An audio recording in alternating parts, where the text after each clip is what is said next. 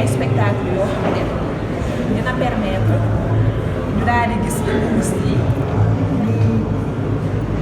ñu kaf foo reetaan te am na solo mais ci kaw kaf foo reetaan boobu am na jàngale bu ci biir des leçons à tirer am message yu ciy jàllale te yaakaar naa ni finalité bi loolu moom moo ci am solo di jaajëfal nag waa Rescapar di jaajëfal bépp humoriste parce que li ñu def dafa rafet humoriste yi ñu nekk si dans toutes les 14 régions du Sénégal ñoo fekk suñu fii Dakar pour màggal bés te ñu ngi leen di wax ne engagé wu nañ accompagner leen ba ñu naan ay édition bi édition ci loolu lañ nekk te dañu ko jëmmal boole ko jëwriñ bi ñu dénk wàllum sport ak jeunesse ak culture à travers collaborateurs am yëpp muy man muy Grand Théâtre muy direction générale de la culture direction des arts muy fépp dinañ leen ci gunge bu soobee ak Fatou Sène directrice du centre. Merci beaucoup. Les gars, c'est bon? waaw maa ngi tudd Samba Dieye di directeur artistique bu Grand Théâtre de Dakar di wax ni que tey bisu bànneex la ci ñun bisu bànneex la ci ñu dajaloo fii au niveau du centre culturel Blaise Senghor di lancer li ñu xamante ni ñu tuddee journée internationale du rire muy activité boobu mag boo xam ne ñu ngi koy fêter célébrer partout dans le monde Sénégal bi mooy première édition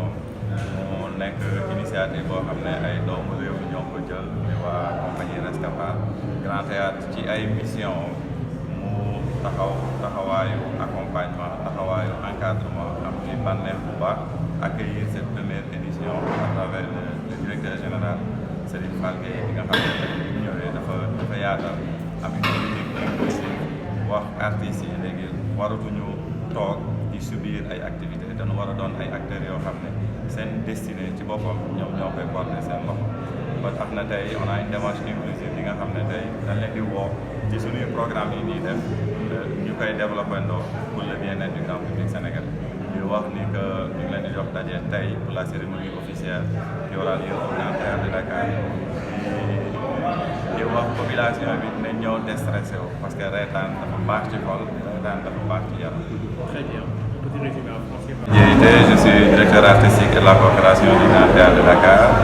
Tout heureux aujourd'hui de participer à cette première journée qui marque la célébration officielle de la journée internationale du rire qu'on peut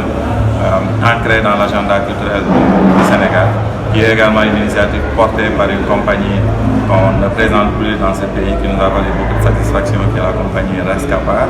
qui aujourd'hui a voulu de façon collégiale unir l'ensemble des humoristes du Sénégal, en tout cas qui ont quitté partout dans les régions pour venir assister à ce comportement pour célébrer cette journée à l'instar de ce qui se passe dans le reste du monde. La célébration ne se limite pas sur le simple de magnifier la journée, mais c'est aussi un appel pour qu'on puisse revoir un tout petit peu nos comportements dans la société, parce que nous sommes actuellement dans une société qui est trop stressée et l'optique c'est de permettre à ce que les gens puissent avoir la joie dans les cœurs, pour permettre à ce qu'ils puissent être beaucoup plus opérationnels dans le monde du développement. Une initiative qu'on salue nous en tout cas au niveau du Grand Théâtre. Depuis la venue du directeur général, il a voulu qu'on ait une initiative inclusive dans nos programmations. Donc les actrices, les acteurs sont devenus maintenant des parties intégrantes dans l'élaboration de nos programmes qui aujourd'hui deviennent des forces de proposition.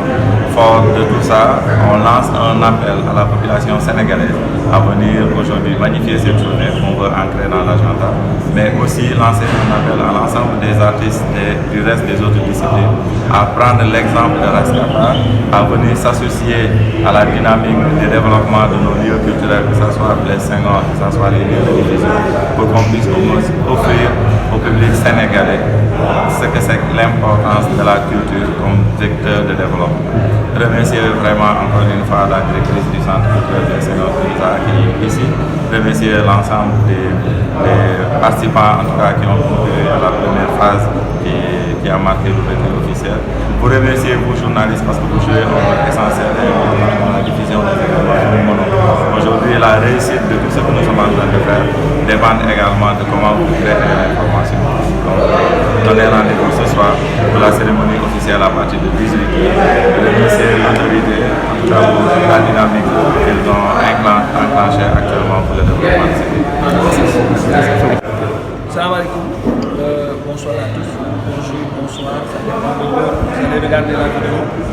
Je m'appelle Bada, je suis comédien de la compagnie générale.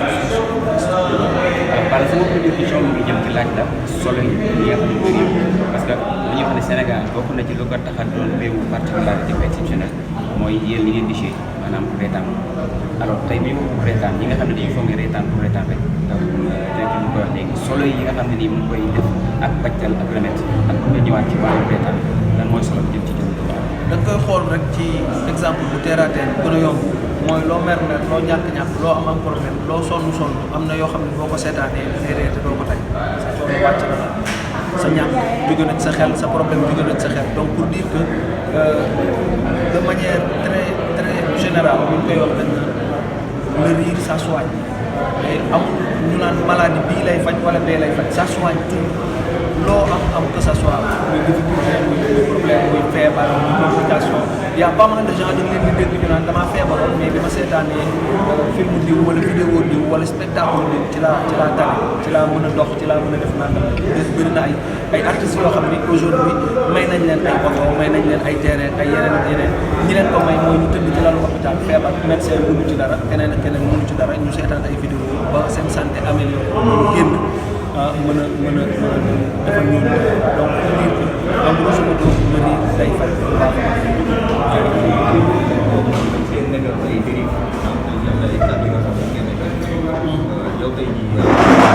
kaddu yu mel na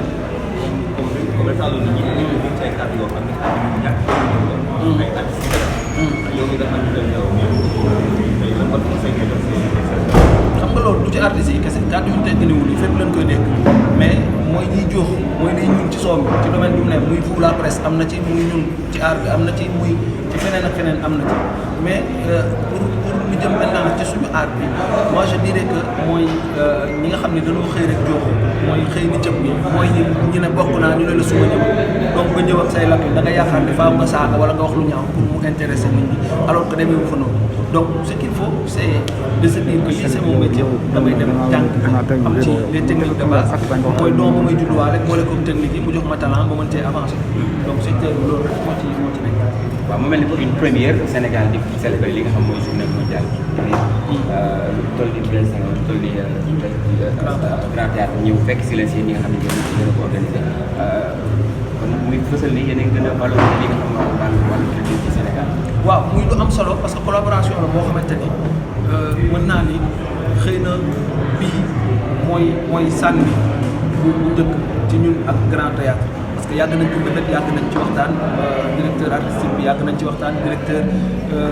général bi fa nekk aussi yàgg nañ ci waxtaan xëy na bii mooy sànni bu njëkk bi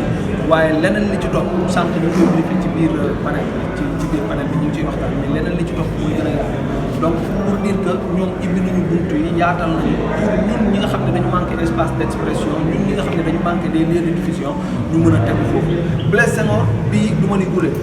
yàgg naa def ay événement privé man ak ñeneen ñi may liggéeyandoo kenn ku ci ne def événement privé mu yaatalal ñu ibbi ñu buntu yi aussi pour wane ni espace de diffusion yi ngeen manqué am na fii donc même bu dee amuñu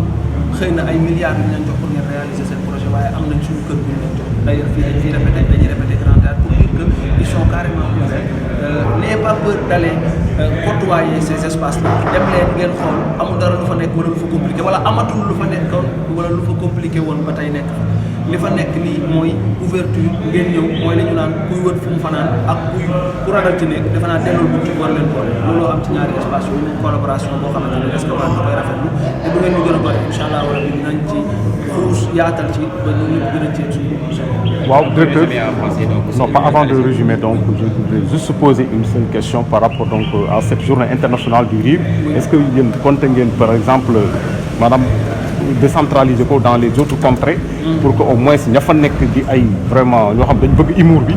ngeen fexe leen a sensibiliser mettre leen ci benn kii boo xamante ni dina nekk au niveau international ou bien au niveau national même. C'est important li nga wax nii mooy fexe ba yaatal alors ce qu'on a essayé de faire déjà en premier lieu ci première édition bi première fois bi c'est déjà de fédérer d'associer képp kuy association kuy fédération kuy structure kuy individuel ci ñun boole leen pour ñu nekk benn on ne peut pas peut-être commettre l'erreur ci yeneen secteurs yi ni mu amee d'après notre peu d'expérience qu'on a eu on a constaté que dans plusieurs secteurs da ngay gis ne dañuy organiser benn mbir mu am première fois ñu ne acca nañ décentraliser bi indi kooku day def koñam kee def koñam kee def koñam après day indi xëccoo kenn ku ne day bëgg sa koñ gën a neex bu yàggee dañuy mbëkkante ñun suñu biir def suñu bopp ay noonu wala def suñu morom ay concurrents alors qu'on doit être des collègues et on veut pas de ça c'est pourquoi on s'est dit on va fédérer avec tous les humoristes yu nekk biir Sénégal bu ñu paree fii ñu ne xëy na déwén mën na am ñu ne léegi dañ koy defi ci Thiès on va participer positivement ci développement économique dëkk boobu culturellement aussi bu ñu paree ñu ne dañuy jógewaat